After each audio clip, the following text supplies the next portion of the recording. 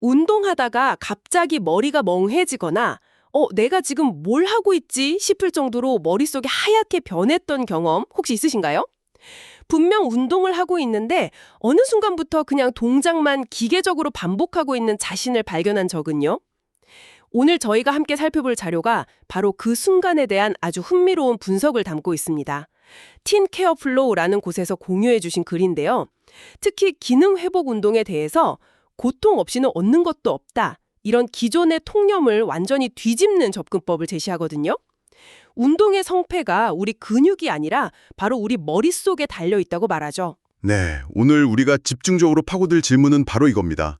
이 자료에 따르면 왜 땀 흘리면서 근육의 자극을 느끼는 것보다 몇 가지 아주 간단한 운동 규칙을 머릿속에 완벽하게 새겨 넣는 게 훨씬 더 중요할까요? 그리고 이 관점이 여러분이 운동을 하고 또 스스로의 상태를 평가하는 방식을 어떻게 완전히 바꿀 수 있을지 함께 알아보겠습니다. 우리가 몸의 한계라고 생각했던 게 사실은 뇌의 한계일 수 있다는 점에 주목해 보시죠. 자, 그럼 이 핵심 개념부터 한번 파헤쳐보죠. 자료에서는 이 과정을 강제 입력이라는 좀 강렬한 표현을 썼어요. 운동을 시작하기 전에 운동 규칙이라는 소프트웨어를 뇌에 억지로 설치하는 것과 같다고 설명하는데요.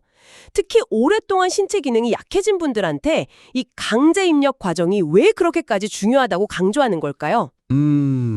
핵심은 우리 몸이 보내는 감각 신호에 잡음이 너무 많이 섞여 있기 때문입니다. 이 자료에 따르면 기능 약화를 오래 겪은 분들의 몸은 정상적인 근육 사용 순서나 방식을 잊어버린 상태인 거죠. 그래서 운동을 하려고 하면 뇌는 올바른 근육 자극 신호 대신에 통증이라던가 아니면 잘못된 보상 패턴으로 인한 뻣뻣함 같은 온갖 잡음, 신호를 먼저 받게 되는 겁니다. 아, 그렇군요. 마치 라디오 주파수가 잘 안 맞아서 치직거리는 소리가 음악보다 더 크게 들리는 그런 상황이랑 비슷하네요. 네, 정확한 비유입니다.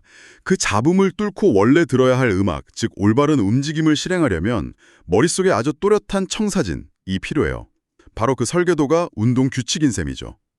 뇌에 정확한 지도를 먼저 입력해두지 않으면 우리 몸은 그냥 익숙하고 편한 잘못된 길로 빠져버리기 쉽다는 겁니다. 하지만 혼자 운동하는 사람 입장에서는요, 근육에 오는 자극만큼 확실한 피드백이 없다고 생각할 수도 있거든요. 느낌을 완전히 무시하라는 건 좀 극단적으로 들리기도 하는데요. 아주 좋은 지적이십니다. 이 자료의 주장이 자극을 느끼지 말라, 이런 뜻은 아니에요. 핵심은 우선순위의 문제입니다. 자극은 올바른 움직임이라는 과정을 완벽하게 수행했을 때 따라오는 결과물이어야지 그 자체가 목표가 되어서는 안 된다는 거죠. 자극이라는 결과물에만 집착하다 보면 그 결과를 얻기 위해서 우리 몸이 온갖 꼼수, 즉 보상작용을 쓰게 되고요. 결국 잘못된 움직임만 강화될 수 있다는 그 위험을 경고하는 겁니다. 아, 순서가 중요하다. 이 말씀이시군요. 구체적인 예시가 있어서 이해하기가 쉽더라고요. 자료에 나온 장골근 활성화 운동의 4가지 규칙, 이거 한번 짚어보면서 이야기를 이어가 볼까요? 네, 아주 좋은 예시입니다. 이 규칙들이 왜 자극이 아니라 외적인 움직임에 집중하는지 한번 살펴보시면 아주 흥미로울 겁니다. 첫 번째 규칙은 위치입니다. 내 몸통과 골반이 지금 어디에 누워 있는지 그 위치를 정확히 기억한다. 이건 운동 시작 전에 기준점을 딱 설정하는 거군요. 맞습니다. 내 몸이 공간에서 어떤 상태인지 인지하는 것부터가 운동의 일부라는 뜻이에요. 많은 분들이 이 단계를 그냥 건너뛰고 바로 움직임부터 시작하죠. 두 번째 규칙이 각도. 무릎 각도는 처음부터 끝까지 그대로 유지한다. 저는 이 부분이 굉장히 인상 깊었어요.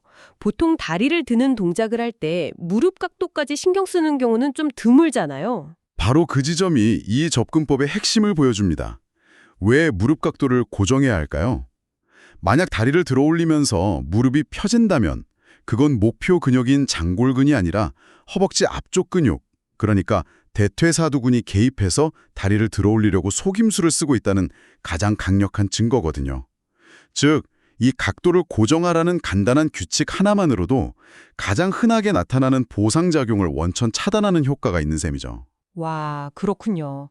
단순히 동작을 예쁘게 만들기 위한 규칙이 아니라 다른 근육의 개입을 막는 일종의 안전장치였네요. 세 번째 규칙은 방향이고요. 발을 바닥에서 뗄 때 정강이가 가리키는 방향 그대로 움직인다. 마지막 넷째는 관찰인데요.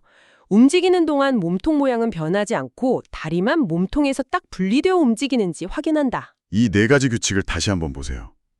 어디에도 장골근에 힘이 들어가는지 느껴보라는 내용이 전혀 없다는 사실이 중요합니다. 헬스장에서 여기 자극 오세요? 이 질문 얼마나 많이 듣습니까? 하지만 이 자료는 그 내적인 감각보다 방금 말씀하신 위치, 각도, 방향, 분리라는 외적인 움직임의 품질을 지키는 것이 비교도 안 될 만큼 더 중요하다고 역설하는 겁니다. 이것이야말로 기존 관점과의 가장 큰 차이점이죠. 규칙을 외우는 게 움직임의 품질을 높인다는 건 이제 이해가 가는데 막상 운동하다 보면 이게 그냥 힘든 건지 아니면 내가 잘못하고 있는 건지 헷갈릴 때가 정말 많거든요. 이 규칙이 그런 혼란을 해결하는 데도 도움이 될까요? 네, 정확히 그 지점을 해결해 줍니다. 이 자료가 제시하는 아주 간단하면서도 강력한 2단계 감별법이 바로 그 질문에 대한 답이죠. 이 부분이 이 자료의 실용적인 가치를 제대로 보여주는 대목입니다. 어떤 방법인가요? 첫 번째 단계는 동작이 잘 안 될 때 즉시 멈추고 스스로에게 질문을 던지는 겁니다. 나는 지금 운동 규칙 4가지를 입으로 정확히 읊을 수 있는가? 만약 더듬거리거나 하나라도 기억이 안 난다면 그건 몸의 문제가 아니라는 명백한 증거입니다. 그러니까 규칙이라는 소프트웨어 자체가 머릿속에 없는데 동작이 안 나오는 건 당연하다. 이건 몸 탓이 아니라 머리 탓이라는 거군요. 그렇죠. 그럴 땐 끙끙거리면서 동작을 계속하는 게 아니라 다시 첫 단계로 돌아가서 규칙의 강제 입력부터 다시 시작해야 합니다. 뇌의 설계도부터 제대로 다시 그려 넣어야 하는 거죠. 그리고 두 번째 단계가 있습니다. 규칙은 완벽하게 외웠고 머릿속으로 시뮬레이션도 가능한데 막상 몸으로 해보니까 규칙 중 하나가 자꾸 무너진다. 바로 그때 비로소 지금 이 난이도가 내 몸의 현재 상태에 맞지 않는구나 라고 객관적으로 판단하고 부하를 낮추면 된다는 겁니다. 그렇군요. 마치 컴퓨터 고칠 때 소프트웨어 문제인지 하드웨어 문제인지 순서대로 점검하는 거랑 똑같네요. 먼저 머릿속 규칙이라는 소프트웨어를 점검하고 거기에 문제가 없다면 그때서야 몸이라는 하드웨어의 부하를 조절하라는 거니까요. 순서가 아주 명확합니다. 네, 결국 운동 규칙을 정확히 아는 것이 내 몸의 상태를 객관적으로 평가하기 위한 필수 전제 조건이라는 의미입니다.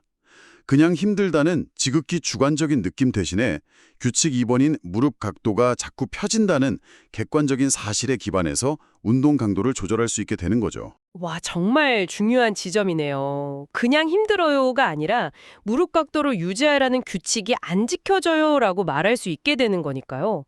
운동을 지도하는 사람이랑 소통할 때도 훨씬 더 구체적이고 생산적인 피드백이 가능해지겠어요? 맞습니다. 혼자 운동할 때도 마찬가지예요. 막연한 감각에 의존하는 게 아니라 명확한 기준을 가지고 접근하게 되니까 훨씬 더 안전하고 효율적인 운동이 가능해지는 겁니다. 자, 여기서부터가 정말 좀 소름 돋는 지점입니다. 보통 운동에서 실패 지점이라고 하면 근육이 힘이 다 빠져서 더 이상 반복할 수 없는 순간을 떠올리잖아요. 벤치프레스 하다가 발을 더 이상 밀어 올리지 못하는 그런 순간이요. 그런데 이 자료는 기능이 약한 분들의 진짜 실패 지점은 근육이 아니라 뇌, 즉 집중력에서 먼저 온다고 말합니다. 바로 머리가 하얘지는 그 현상이죠. 네, 이 부분이 이 자료의 가장 중요한 메시지 중 하나입니다.